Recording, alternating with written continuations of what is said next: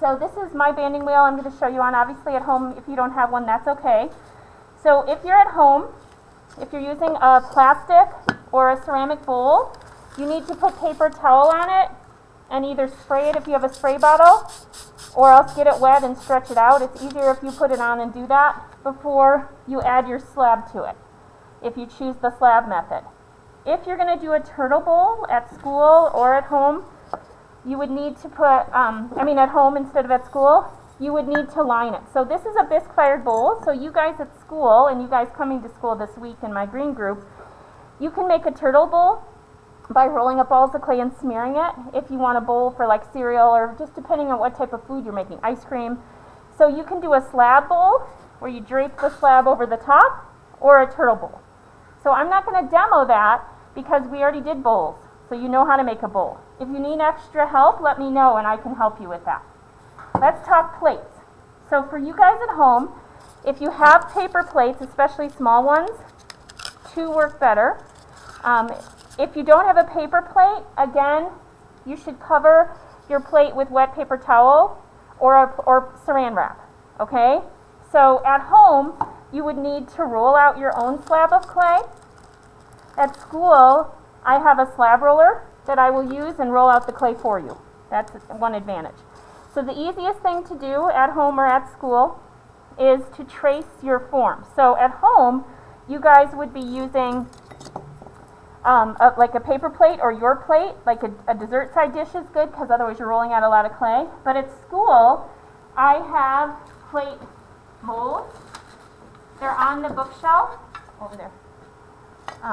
And so you guys at school can use the bisque-fired molds, and the clay won't stick to those. Okay, so the easiest thing to do is to just trace, and then that extra clay you have, you can save for your food if you decide to make the plate or bowl first, or a rim or feet. So in class or at home, you should put that excess clay that you have into a Ziploc so that you guys can use that. And then what you'll do at home is, or at school, the reason you have 2 plates, if you have 2 of the same size, is that it's nice to be able to press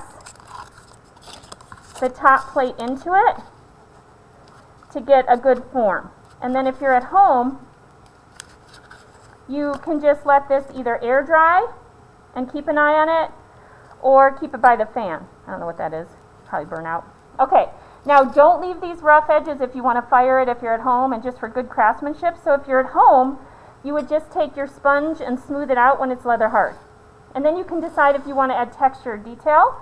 You can also decide if you want to slip and score your food onto it.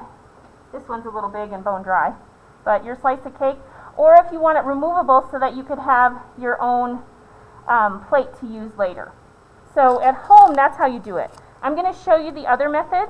So if you take Ceramics 2 or you're in the green group, you can see the other method of making this.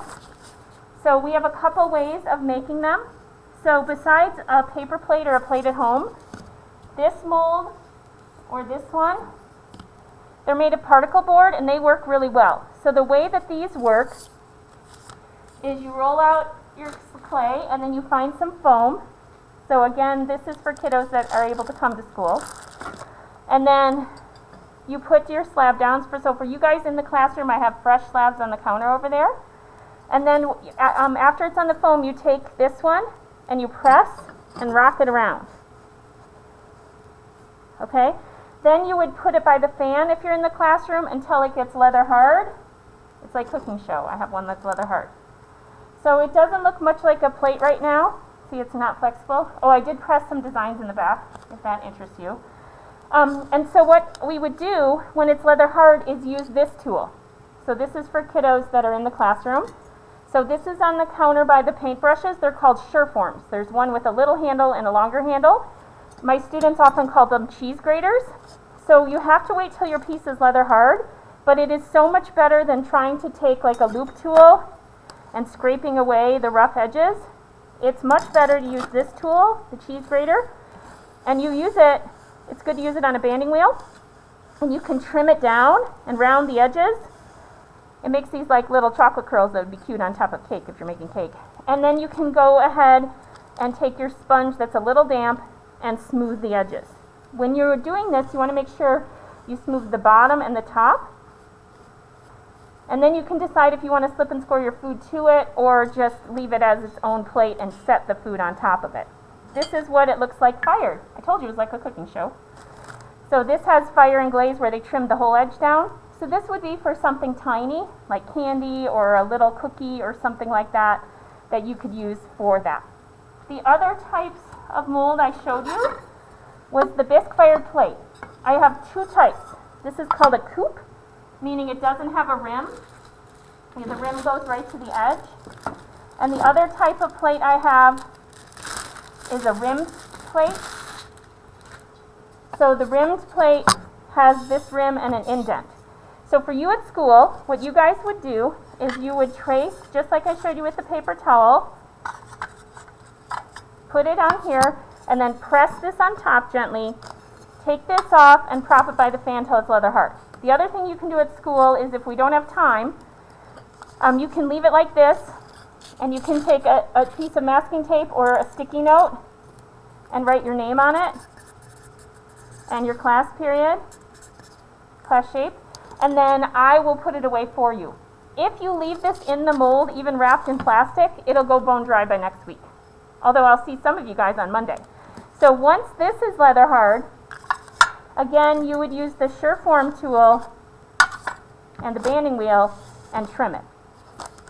The last mold I'm going to show you for you guys here at school,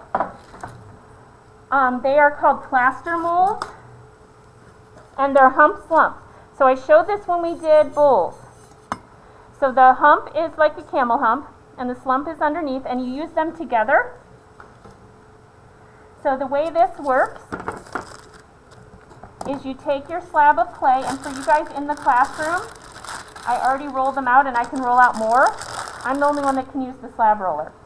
So if you wanted to, you could press or roll some texture into it first.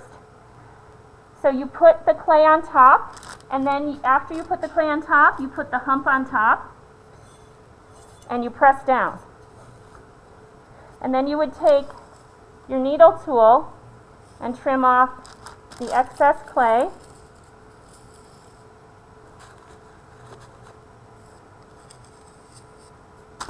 Like this. And then again, you can take the lid off and leave it by the fan for a little bit. Oh, that one cracked, so I'd have to redo that one. It's too thin right there. I'd have to squish this and roll it out and redo it. No big deal. But you would put that like that, or you would put it here with your name on it, and then I'll wrap it up for you at the end of class. So let me show you what that piece looks like. So I had a different mold that's longer. This one. So then once that's leather hard, you want to fix the edges. And you don't have to do a straight edge. Sorry. I don't have enough space up here. You don't have to do a straight edge, guys. You could do a decorative edge, but you would take again that Surform tool and trim it down. So this is what that one looks like glaze fired. Kind of cute. That would be really good for sushi or a dessert dish. This one was just made over this bowl form. So I literally took a square slab of clay, which I have on the counter over behind Annika over there, and I draped it over I pressed a stamp into it, draped it over the top, added feet, smoothed the edges. This one, same way, doesn't have feet. This is really good for sushi. This is the one that came out of the square mold. So you're not required to make a plate or bowl, but it is something fun to do, especially if you're done. And if you're making something like cereal, I would definitely consider that. And your food looks so much cuter on some kind of a plate or dish.